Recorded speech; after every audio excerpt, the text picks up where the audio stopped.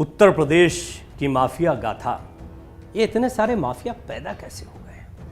नाम अलग अलग है, कुछ तो आपस में लड़ते दिखाई देते हैं, लेकिन इसके बावजूद उत्तर प्रदेश में इन माफियाओं के साथ कुछ बातें कॉमन हैं। सबसे अहम बात यह कि ये सारे के सारे बाहुबली कहीं ना कहीं राजनीति से तो जुड़े ही हैं, व्यवसाय से भी जुड़े हुए हैं। जमीन कब्जाना, खदानों के ठेके लेना या फिर रंगदारी वसूलना जैसे बहुत सारे काम हैं जो आपको इन सारे बाहुबलियों में कॉमन दिखाई देंगे।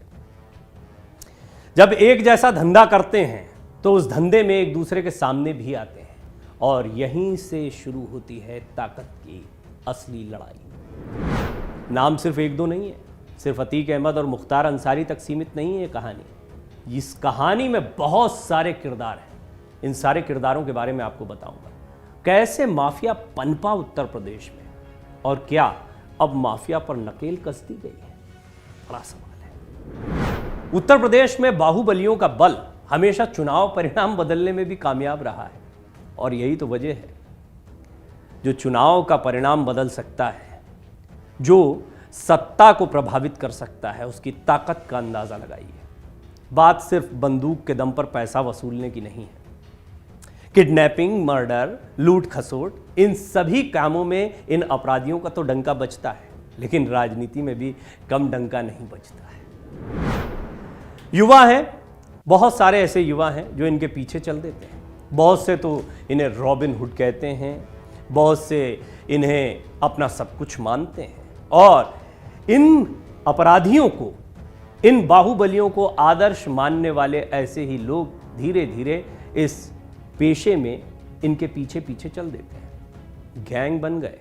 गैंग भी छोटे मोटे नहीं, बहुत बड़े बड़े गैंग हैं और बाकायदा लिस्टेड गैंग है। पुलिस के पास जाएंगे तो वो आपको बताएगी कि किसके साथ कितने लोग जुटे हुए हैं। एक एक करके इनको चिन्हित करके खत्म करने की, सजा दिलवाने की तैयारियां भी। उत्तर प्रदेश अब सिर्फ माफियाओं के लिए नहीं जाना जाता, उत्तर प्रदेश जाना जाता है एनकाउंटर्स के लिए भी। एनकाउंटर्स को लेकर बहुत सवाल खड़े हो रहे हैं। मैं चाहूंगा कि इस खास पेशकश में आप अपनी राय जरूर रखें। आपको लगता है एनकाउंटर्स से इन बाहुबलियों में या इस माफिया में एक डर बैठा है? और ये डर जरूरी है क्योंकि डर का ही धंधा करते हैं। इन लोगों ने जितने व्यवसायियों को डराया, जितने लोगों को डराया, जितने नेताओं को डराया, ये सब के सब कहीं ना कहीं इन्हें चुनौती दे रहे थे, इनके डर को खत्म कर रहे थे। डर खत्म तो धंधा खत्म, लिहाजा उन लोगों को ही खत्म कर दिया गया। एक नहीं, दो नहीं, कई कहानियां हैं, पर राजू पाल और कृष्णानंद राय ऐसे दो नाम हैं जिन्होंने इस माफिया पर नकेल कसने के लिए सरकार को भी बाध्य किया। ये समझ में आ गया कि नेता भी इनकी जद से बाहर नहीं है। ये अपनी सत्ता, अपनी हनक और अपने इलाके को बचाने के लिए किसी को भी दिन दहाड़े अंधाधुंध गोलियों से भून सकते हैं। लिहाजा कितने खतरनाक हैं ये बाहुबली, इसका अंदाजा लगाया जा सकता है। एक दो नहीं, कई ऐसी घटनाएं हैं, कई ऐसे फोन कॉल्स हैं जो आप देखेंगे कि जेल में बैठकर ये माफिया किस तरीके से लोगों को डराते हैं और इनके सामने उनकी हाजिरी तक लगवाई जाती है। ऐसे कई मामले आए हैं, एक नहीं है। बहरहाल मैं आपको बताता हूं कि उत्तर प्रदेश में किस तरीके से एक नहीं कई माफिया पनपे और इनकी पूरी कहानी क्या रही, इनके परिवारों की क्या कहानियां हैं। परिवार के परिवार बिखरते दिखाई दे रहे हैं इस माफिया के, और इसकी वजह है कि एक समय पर जो परिवार ताकत हुआ करता था, वो परिवार इन हनक वाले बाहुबलियों के चक्कर में पूरा का पूरा अपराध की ऊपर नकेल कसने वालों की जद में आ गया। लिहाजा अब कईयों को डर सता रहा है अपनों को खोने का। अभी तक अपनों को छीना ही था इन लोगों ने, लेकिन अब बारी थी इनकी। अपराध की दुनिया के बेताज बादशाह कहे जाने वाले अतीक अहमद से लेकर मुख्तार अंसारी जैसे कई गैंगस्टर्स सरकार के लिए परेशानी रहे हैं। आज की इस सीरीज में हम आपको बताने जा रहे हैं उत्तर प्रदेश के उन बाहुबलियों के बारे में जो एक वक्त पर चुनौती थे, आज भी हैं, लेकिन अब उन पर यूपी सरकार की नकेल है। हालिया दिनों में एक घटना हुई जिसके बाद ये सारी चीज़ें फिर से चर्चा में आ गई। मामला है उमेश पाल की हत्या का। उमेश पाल की हत्या ने एक बार फिर बहस छेड़ दी। क्या उत्तर प्रदेश सुरक्षित नहीं है? प्रयागराज के धूमनगंज इलाके में राजूपाल हत्याकांड मामले के इकलौते गवाह उमेश पाल की दिन दहाड़े गोली मारकर हत्या कर दी गई थी। नाम आया अतीक अहमद गैंग का। इस मामले में अतीक अहमद के परिवार के सभी सदस्यों को प्रयागराज पुलिस ने आरोपी बनाया। साथ ही पुलिस ने इस मामले में एक बदमाश को एनकाउंटर में मार गिराया। प्रयागराज पुलिस के सूत्रों की माने तो उमेश पाल हत्याकांड में शूटर्स लगातार फरवरी के महीने से उसकी रेकी कर रहे थे, यानी पता रख रहे थे कि वो कब उठता है, कहां जाता है, किसके साथ जाता है, कब सुरक्षा में होता है और कब उसकी सुरक्षा कमजोर होती है, किस जगह पर उसे घेरा जा सकता है। इन सारी चीजों पर बाकायदा रेकी की गई। इसके बाद 24 फरवरी के दिन उमेश पाल की धूमनगंज इलाके में गोली मारकर हत्या कर दी गई। उमेश पाल की हत्या की प्लानिंग पहले से ही की जा रही थी, लेकिन वो उस दिन गनर्स के बीच बैठा हुआ था, यानी कि उसे पहले भी मारने के प्रयास किए गए, लेकिन एक दूसरे दिन गुड्डू मुस्लिम नहीं आ पाया था। हत्या का प्लान इसी वजह से उस दिन टाला गया। फिर अतीक के इशारे पर जब असद ने कमान संभाली तब जाकर इस हत्याकांड को अंजाम दिया गया। तो आप देख रहे हैं कि बेशक आका जेल में बंद हैं, इसके बावजूद गुर्गे खुलेआम घूम रहे हैं और इतने खतरनाक हैं कि किसी की दिन दहाड़े इस तरह से हत्या कर सकते हैं। जवाब तो देना पड़ेगा। जवाब देने के लिए एनकाउंटर्स होने लगे। एनकाउंटर्स के बाद इन बाहुबलियों में, इन कथित बाहुबलियों में, जिनका एक समय साम्राज्य चलता था, भय व्याप्त हो गया, डर बैठ गया। परिवार इतना घबरा गया कि वो कहने लगा कि जेल में इन्हें भी खतरा है, इन्हें भी मारा जा सकता है। यहाँ तक कि इनके परिवार के लोगों के एनकाउंटर का खतरा भी परिवार के अन्य सदस्यों को सता रहा है। बहरहाल उमेश पाल हत्याकांड को एक हफ्ते से ज्यादा का वक्त बीत चुका है, लेकिन अब भी कई बदमाश, ज्यादातर बदमाश पुलिस की गिरफ्त से दूर है। पुलिस सूत्रों की माने तो मुख्तार अंसारी गैंग के लोगों द्वारा अशरद और उनके साथी शूटर्स को भागने में मदद की गई है। बताया जा रहा है कि मुख्तार का गैंग ही अतीक के गुर्गों को भागने और छिपने में मदद कर रहा है।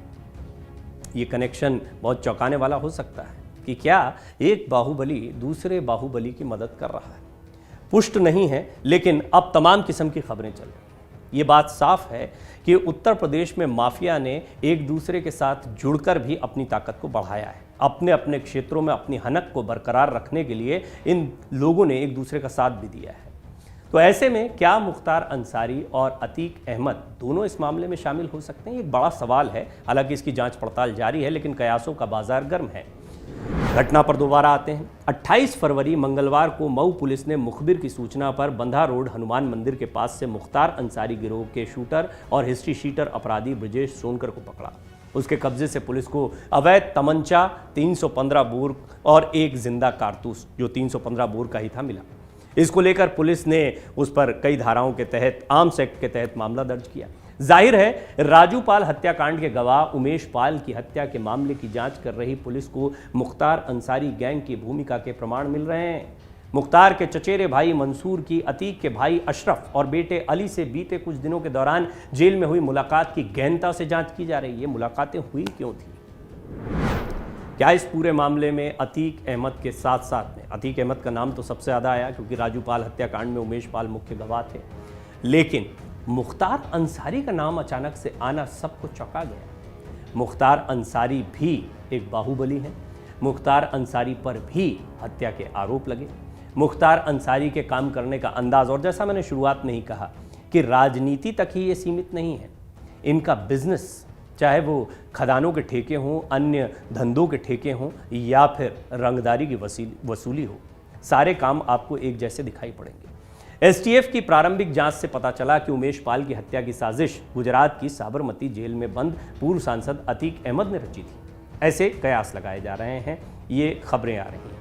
बहरहाल एसटीएफ की शुरुआती पड़ताल में इसकी पुष्टि भी हुई है, ये भी हम आपको बता दें। सुराग मिले हैं कि मुख्तार के कुछ गुर्गे गुजरात जेल में बंद अतीक के संपर्क में थे। आशंका यह भी है कि अतीक ने इन गुर्गों के जरिए अपने भरोसेमंद गुड्डू मुस्लिम और गुलाम से उमेश पाल को ठिकाने लगाने को कहा था। इसके बाद दोनों ने स्थानीय युवकों की मदद से इस घटना को अंजाम दे दिया। पुलिस ये कह रही है, या पुलिस सूत्रों की माने तो मुख्तार अंसारी गैंग के लोगों ने असद और उसके साथी शूटर्स को भागने में मदद की है। इंटेलिजेंस को इस बारे में इनपुट मिला है। साथ ही पुलिस को यह भी पता चला है कि मुख्तार अंसारी का गैंग अतीक अहमद के गुर्गों को छिपने में मदद कर रहा है। अब जरा अतीक अहमद के बारे में भी थोड़ी बात कर लेते हैं। उत्तर प्रदेश की राजनीति में अतीक अहमद अब कोई अपरिचित नाम तो है नहीं, बेहद खतरनाक और बाहुबली नेता के रूप में जाने जाते हैं। देश के पहले प्रधानमंत्री पंडित जवाहरलाल नेहरू की लोकसभा सीट फूलपुर से सांसद रह चुके अतीक अहमद पर हत्या की कोशिश, किडनैपिंग, हत्या के लगभग 44 मामले दर्ज हैं। मूल रूप से उत्तर प्रदेश के श्रावस्ती का रहने वाला अतीक पढ़ाई लिखाई में कमजोर होने के चलते हाई स्कूल में फेल हुआ था। इसके बाद उसने पढ़ाई छोड़कर जरायम पेशा की दुनिया में कदम रख लिया। पूर्वांचल और प्रयागराज में सरकारी ठेकेदारी, खनन, उगाई के कई मामलों में अतीक की संलिप्तता पाई गई। यही वो वजह है, इसी से तो पैसा कमाया।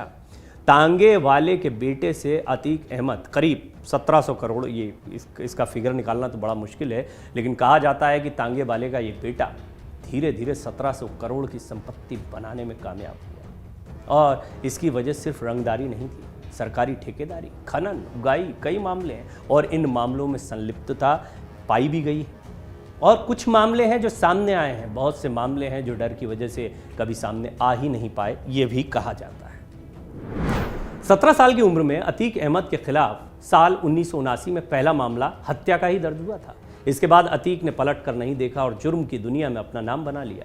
अतीक अहमद के खिलाफ उत्तर प्रदेश के लखनऊ, कौशाम्बी, चित्रकूट, प्रयागराज के अलावा बिहार में भी हत्या, अपहरण, जबरन वसूली आदि के मामले दर्ज हैं। अतीक के खिलाफ सबसे ज्यादा मामले प्रयागराज में ही दर्ज हैं, उनका क्षेत्र है।